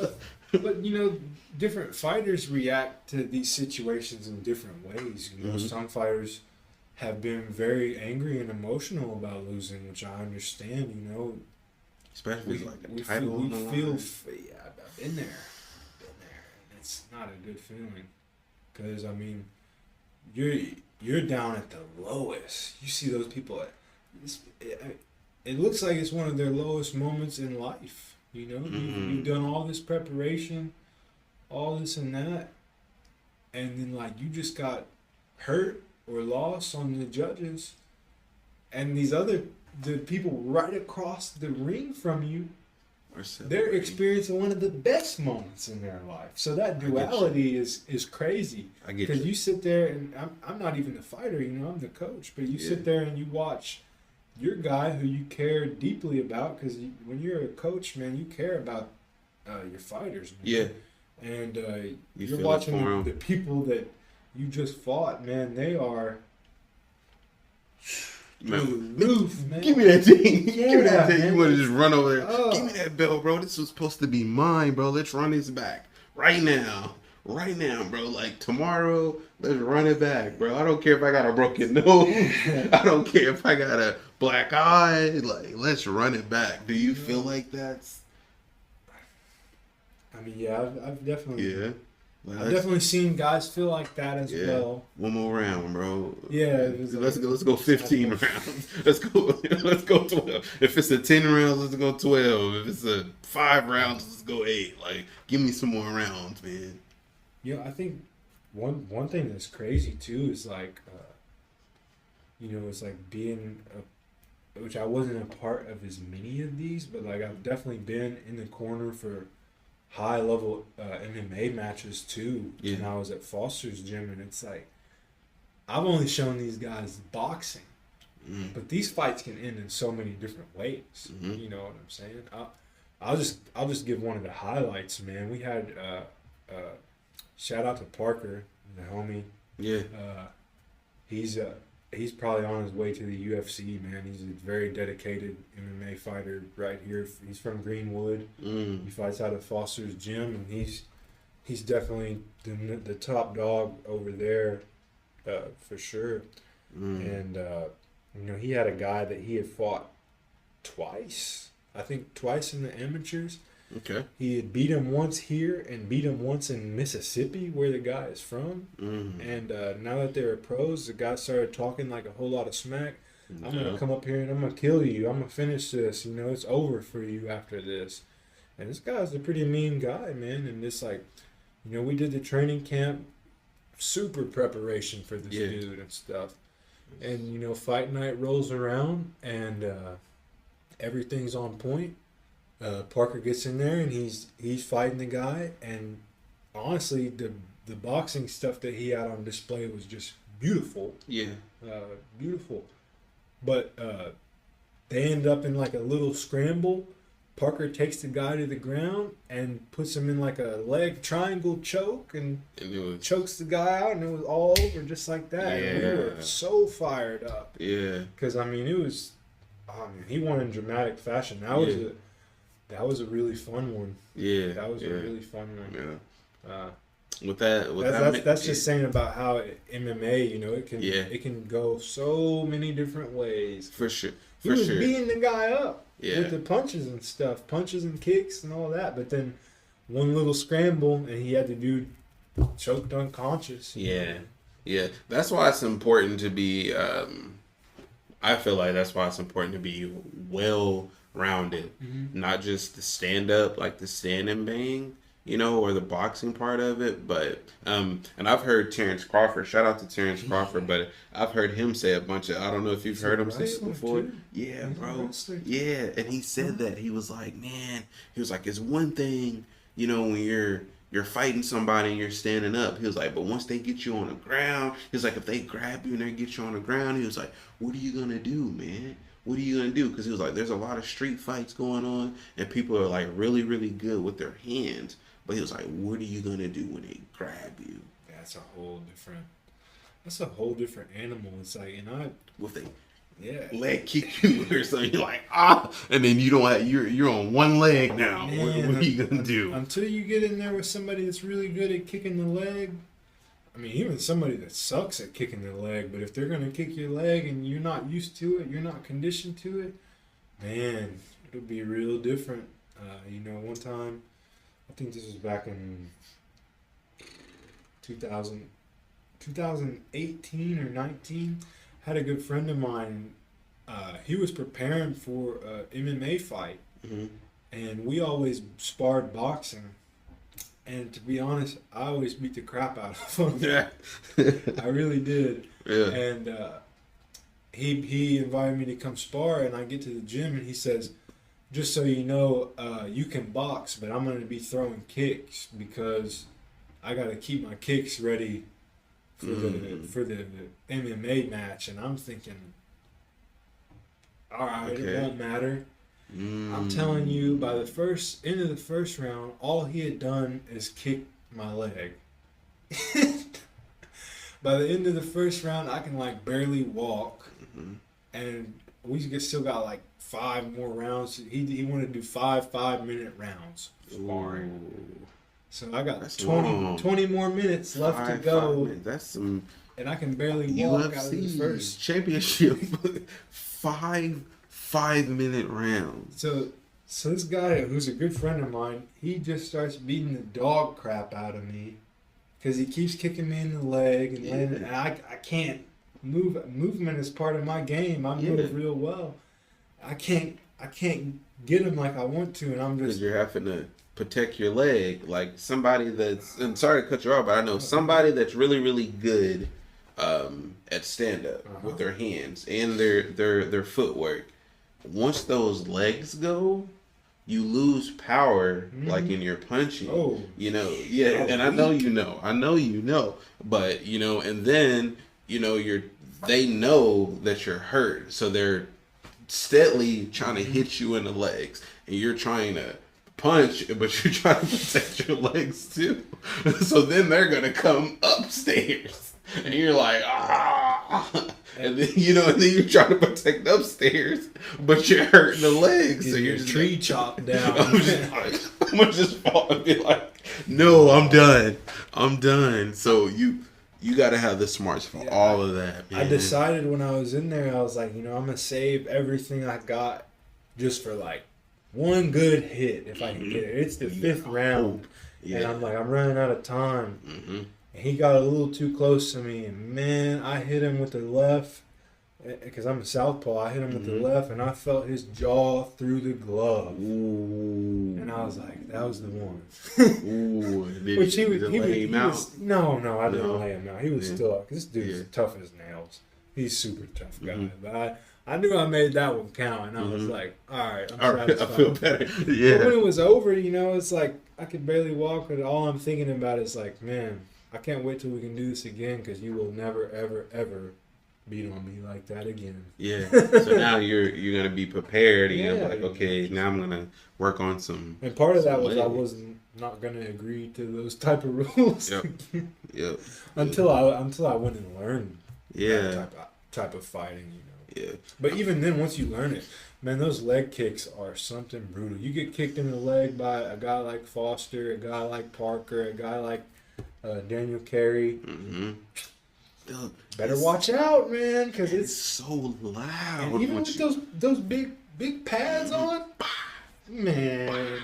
And you're like, ooh, man. And then the bruising, like it gets like the redness, and then it starts turning purple, and then oh man, you're like, your leg is like it's corroded. You'll be thinking, oh man, I gotta walk normal so people don't realize anything's messed up for like a week. You're not gonna. Mm-hmm. It hurts, man. I'm something else. Yeah, I'm a huge fan of mixed martial arts too, UFC. Man, I'm a huge man. This Alex Pereira guy, he's made me a believer. Man, that dude is something else. Yes, man. I was talking to my co-host.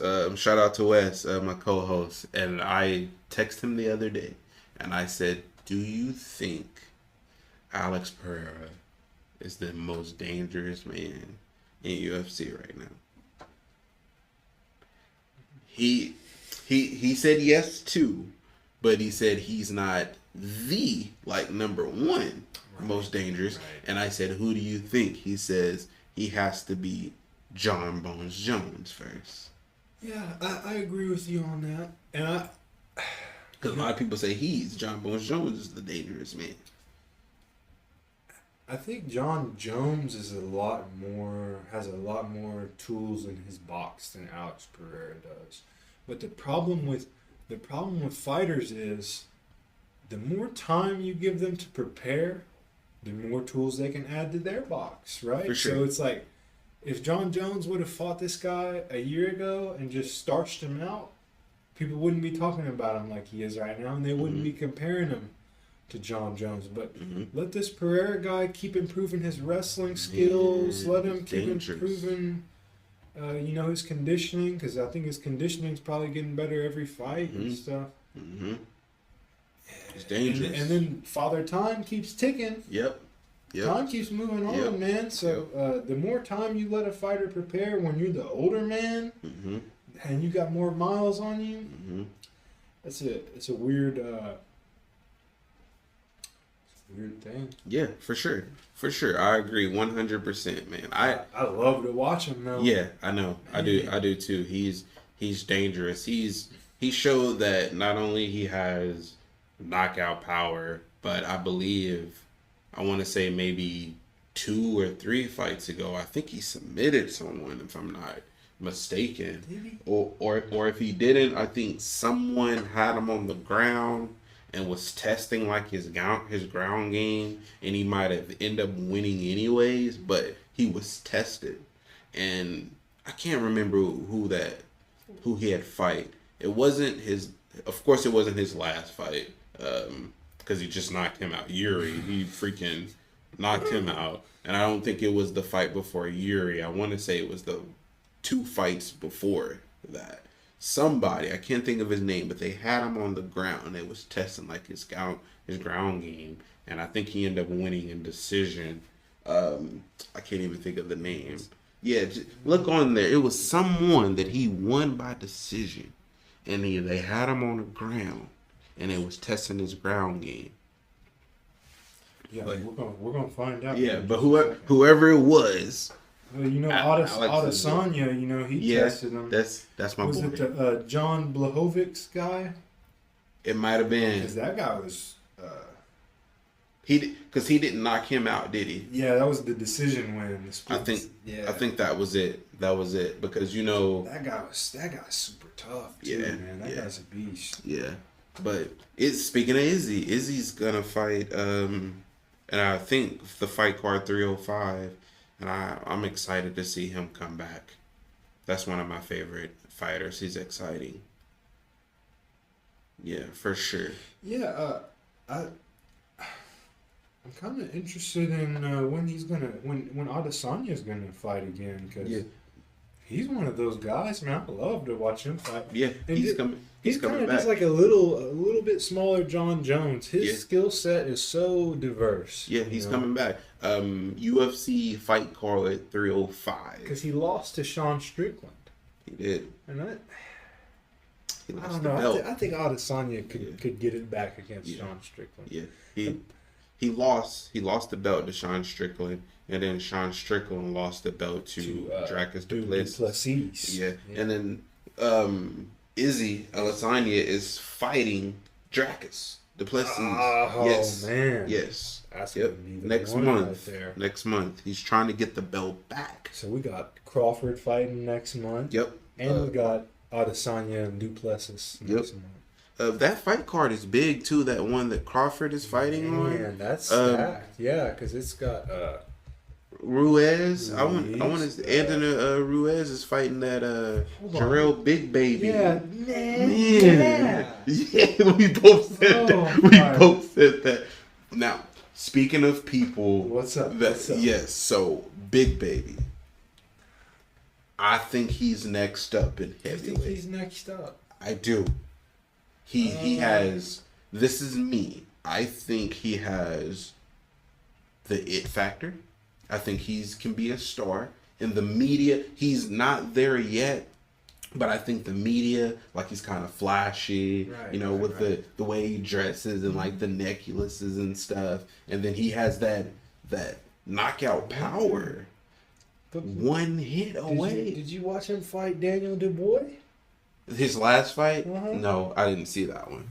Man, did he look bad? Go watch that. I don't think he's next up. Okay. I think he's going to be one of those guys that hang around the top. Okay. I think because of the sheer mass that he's carrying. What do you mean? Like the Big Baby weighs 330 pounds. I'm not sure if you knew that. Yeah, I know he's up there. 330. Well, the thing is good heavyweight fighters now can fight 12 rounds, no problem, with a win the whole way through. Just like a Usyk, Joshua, he can fight 12 rounds. Tyson Fury, he can fight 12 rounds. Daniel Dubois, the guy that he fought, he can fight 12 rounds. Now, Daniel Dubois is the real wild card in heavyweight boxing, in my opinion. Because he's good. 2 fights ago, he lost to Usyk. Yeah. Usyk knocked him out with the jab. He knocked him out with a jab. He did, man. It was a power jab too. It was brutal. He hit him and he just fell like a sack of potatoes, Dang. And I was on the Big Baby Miller hype train a little bit. Coming up to the Dubois fight, and I'm like, man, I think until he loses, well, he does lose. He got knocked out by Dubois in the 12th round. Hold on, so Big Baby's already he lost that fight? Yeah, he got knocked out in the 12th round. No, this is the different Big Baby that I'm. Okay, are you talking about Jared Anderson or Jarrell Miller? There's 2 guys who go by Big Baby. So I'm talking about Jarrell. Are you talking about the American? African American. Jarrell Big Baby Anderson. Is that not the one that's fighting you're talking against about Jared Anderson? Jared Anderson. So there's 2, so it's not Jarrell. I'm sorry. Sorry to everybody. No. There's 2 different boxers who compete with each other for the name Big Baby. It's funny because they actually go back and forth at each other about it. So Jared Anderson is the dude from Texas. Or not Texas, Toledo, Ohio. He fights out of Texas. That's the one that I'm talking about. Right. So Jarrell is the one that's You're fighting. talking about this guy. That